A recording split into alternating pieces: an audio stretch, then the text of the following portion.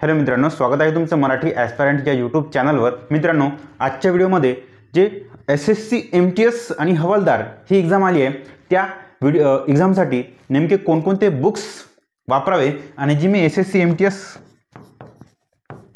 याची 2019ला tier 1 tier 2 व्हायची तेव्हा टियर 1 एक्झाम क्रॅक केली होती, पहिली एक्झाम क्रॅक केली होती, तर त्यावेळेस नेमके कोणते बुक्स वापरले होते ते सांगतो आणि तुम्ही आजच्या घडीला कोणते बुक्स वापरायला पाहिजे ते पण मी इथे तुम्हाला इथे आज सांगणार आहोत। ओके, चला लगेच आजच्या व्हिडिओला सुरुवात करतो।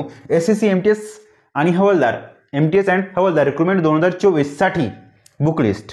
ओके, आता पहिले सिलेबस पाहून घ्या, सिलेबस आणि पेपर पॅटर्नचं स्ट्रक्चर पाहून घ्या, जेणेकरून त्यानुसार आपल्याला अभ्यासाची स्ट्रॅटेजी आखता येईल, अभ्यासाची बुक लिस्ट ठरवता येईल। बघा, हे जे आहे ना, एकूण पेपर होणार आहे चार घटकां मिळून एक पेपर होणार आहे, ज्यामध्ये सेशन 1 आणि सेशन 2 असे दोन पार्ट त्याचे डिवाइड केला जाईल। तर सेशन 1 मध्ये तुमचं मॅथ आणि रिझनिंग असणार, जे की मॅथ आणि रिझनिंग 20 प्रश्न असणार आणि ते 60 मार्कांसाठी असणार, म्हणजे एक प्रश्न 3 मार्क तुम्हाला इथे मिळेल। असे एकूण 40 प्रश्न आणि 120 गुण सेशन 1 साठी, ज्यामध्ये मॅथ आणि रिझनिंग असणार आहे। आता जेवढं तुम्हाला वरचं वाचून दाखवलं मी, ते सगळं तुमचं क्वालिफाईंग बेस, यात फक्त तुम्हाला क्वालिफाय व्हायचं आहे। ओके, हा जो सेक्शन आहे फक्त क्वालिफाय व्हायचं आहे तुम्हाला। यापैकी 40 पैकी जवळपास 12 ते 13 प्रश्न तुम्हाला इथे बरोबर आणायचे, करेक्ट आणायचे आहे। ओके, 13 प्रश्न इथे करेक्ट आणायचे आहे। 40 पैकी 13 प्रश्न आणणं म्हणजे एकदम इझी गोष्ट आहे। त्यामुळे मॅथ आणि रिझनिंगवर बिलकुलही फोकस करू नका, एकतर तुम्ही छोटे पुस्तक वापरा, कमी अभ्यास करा मॅथ रिझनिंगचा।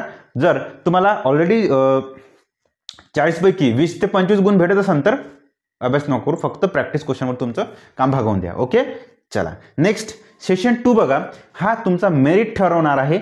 यामध्ये इंग्लिश आणि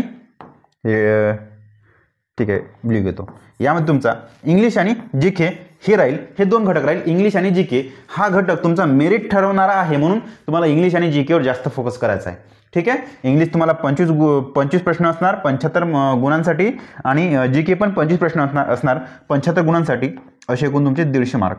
तुमचा मेरिट कुठे ठरवतो? तुमचा सेशन 2 मध्ये इंग्लिश आणि जीके मध्ये 150 मार्कावर तुमचा मेरिट ठरेल। 150 मार्काचा तुमचा 150 मार्कांमधून तुमचा कट ऑफ ठरेल। यावर तुमचा या 120 60 + 60 120 वर तुमचा कट ऑफ ठरणार नाही। ओके, त्यामुळे जीके आणि इंग्लिशवर जास्त फोकस करा। बघा, बुक लिस्टमध्ये मॅथसाठी कोणकोणते बुक्स काढले मी ते सांगतो। मराठी, इंग्लिश आणि हिंदी तिन्ही लँग्वेजसाठी तुम्हाला कोणत्या लँग्वेजमधून अभ्यास करायचा आहे, सगळ्या लँग्वेजसाठी मी ते बुक्स आणलेले आहेत। ओके, जे कोण लोक मराठीतून तयारी करत असाल त्यांनी मराठीमधून सतीश वशे सरांचं फास्ट ट्रॅक मॅथ वापरा। जे लोक हिंदीमधून तयारी करत असाल त्यांनी हे पुस्तक वापरा, RS अग्रवाल यांचं क्वांटिटेटिव्ह ॲप्टिट्यूड इन हिंदी।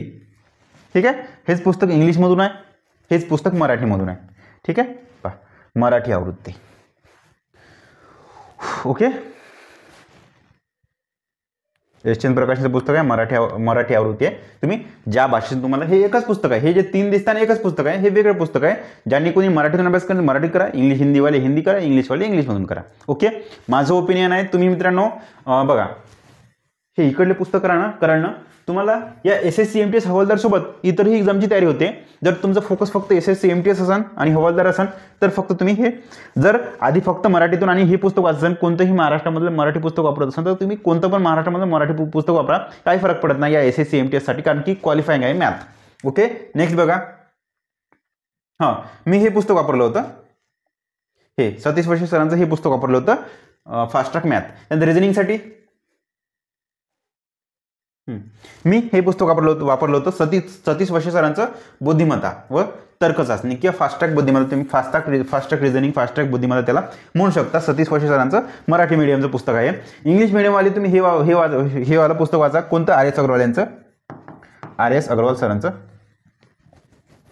हे verbal and non verbal reasoning. हेच पुस्तक तुम्हाला हिंदीमधून भेटेल आणि हेच पुस्तक तुम्हाला मराठीमधून भेटेल। ठीक आहे, माझ्याकडे हे पुस्तक आहे, हिंदीमधून होतं आधी, आता मराठीतून घेतलं वाटतं मी बहुतेक, मला एकदा चेक करू द्या। संपूर्ण बुद्धिमत्ता चाचणी, verbal and non verbal reasoning in Marathi आवृत्ती पण आहे याची, ते तुम्ही घेऊ शकता। ओके ठीक, मागून पण पुस्तक पाहून घ्या. हे पुस्तक तुम्ही घेऊन घ्या. हिंदी आवृत्ती मला दिसत नाही इथे.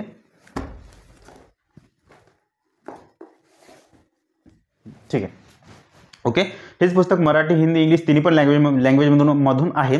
मराठी आवृत्तीत थोड्या मिस्टेक्स आहे मित्रांनो, ते तुम्ही थोडं बघून घ्याल, चेकआउट करून घ्याल. ओके, नेक्स्ट इंग्लिशसाठी जास्त फोकस करा. बघा, मॅथ, रिझनिंग दोन्ही क्वालिफाईंग आहेत, त्यावर फोकस कमी करा. जवळपास खूपच कमी फोकस करा. इंग्लिश आणि जी के यावर जास्त फोकस करा कारण की तुमचा मेरिट तुमचा इथे ठरणार आहे, इंग्लिश आणि मराठी जी केवर. ठीक आहे. इंग्लिशसाठी मी वापरलं होतं मराठी पुस्तक वापरलं होतं, MJ शेख सरांचं इंग्रजी व्याकरण हे पुस्तक वापरलं होतं. तुम्ही हे वाचा. ओके, जर मराठीतून तयारी करत असाल तर हे वाचा. ठीक आहे, जमल तर हे वाचा. माझं सजेशन घ्या तर तुम्ही हे मराठीतून वाचा आणि सेम एक टॉपिक त्या नाऊन म्हणा, नाऊन. ठीक आहे, आधी इथून वाचा. जे कोणी मराठीतून अभ्यास करत असाल आधी इथून वाचा आणि सेम टॉपिक तुम्ही इथून वाचा. ओके, सेम टॉपिक इथून करा. ही माझी अभ्यासाची पद्धत आहे. ओके, एक टॉपिक मी आधी इथून वाचतो आणि नंतर इथून वाचतो, जेणेकरून माझं हे पण क्लिअर होते आणि हे पण क्लिअर होते. ओके, ही माझी अभ्यासाची पद्धत आहे. जर तुम्हाला कोणतंही एकच पुस्तक वापरायचं असेल, तुम्ही फक्त मराठीतून अभ्यास करत असाल तर फक्त हे पुस्तक वाचा आणि याचा तुमचा चांगला फायदा होते. सर्वात जास्त फायदा तुमचा इथून होणार आहे कारण की इथे इंग्लिश हा तुमचा मेरिट डिसाईड करत, तुमचं सिलेक्शन होईल की नाही हे गोष्ट इथे डिसाईड करेल. त्यामुळे मी तुम्हाला प्रेफरन्स देतो, तुम्ही हे वाचा. ठीक आहे. एकतर फक्त हे कोणतं SP बक्षी सरांचं पुस्तक आहे, एकतर SP बक्षी सरांचं पुस्तक वाचा किंवा MJ Shaikh plus SP Bakshi. ठीक आहे, एकतर हे वाचा किंवा हे दोन्ही वाचा. ठीक, चला नेक्स्ट GK साठी.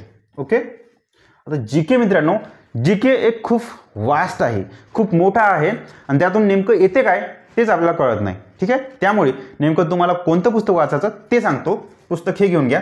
मी तात्याचा ठोकळा मराठीतून वाचला होता, आता तर पुस्तक बदललं मी. तेव्हा माहीत नव्हतं, काही समजत नव्हतं कसा अभ्यास करायचा, काय सिलेक्शन वगैरे व्हायचं होतं, त्यामुळे तेवढं काही समजत नव्हतं. हां, मग तलाठीचा रिझल्ट आला होता वाटते तेव्हा. हो, नाही जेव्हा मी एक्झाम दिली तेव्हा नव्हता येऊन रिझल्ट, तलाठी एक्झामही द्यायची होती वाटते तेव्हा.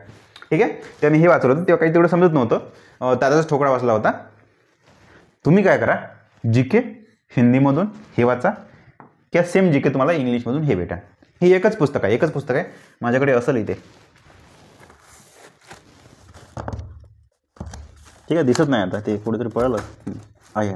ठीक आहे, माझ्याकडे हे आहे ते. ओके, कसं ते, हां, हे पुस्तक संपलं प्रमोशन. मी हे हिंदीमधून वाचलं होतं, हे इंग्लिशमधून नव्हतं वाचलं. मी अभ्यास केला हिंदीमधून. ओके, कधी कधी इंग्लिशमधून मग करायचं, सोबतच करायचं. मोस्टली 80% 80 ते 90% मी हिंदीतून अभ्यास केला, 90% मराठी प्लस इंग्लिश. हां, अरे हां, मराठीतून गेला बरं, हे चुकलं थोडंसं.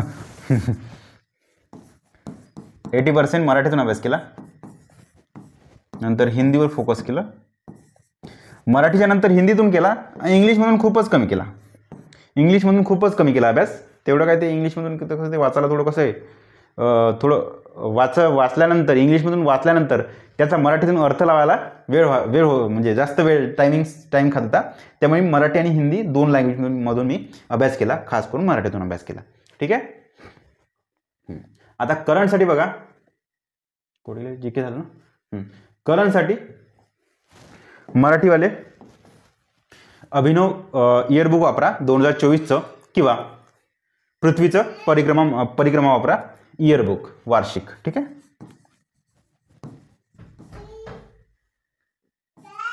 वार्षिक वापरा, इथे वार्षिक वापरा. आणि इंग्लिशमधून अरे बुक भेटलं नाही वाटते मला इथे. ठीक आहे, इंग्लिशमधून पुस्तक भेटले नाही मला. ठीक आहे, आणि त्यानंतर प्रिव्हियस इयरसाठी मी कोणते पुस्तक वापरायचो तर मी हे पुस्तक वापरायचो मित्रांनो, दिशा पब्लिकेशनचे SSC English topic wise 48 questions हे पुस्तक वापरायचो. ठीक आहे, प्रिव्हियस इयर क्वेश्चनसाठी इंग्लिशसाठी हे पुस्तक, SSC मॅथमॅटिक्ससाठी हे पुस्तक आणि रिझनिंगसाठी हे पुस्तक. GK साठी माझ्याकडे आता फोटो ऑनलाईन भेटला नाही मला,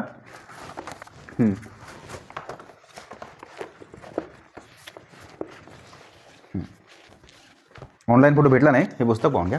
हे वाले पुस्तक तुम्ही घ्या, असे फोटो पाहून घ्या.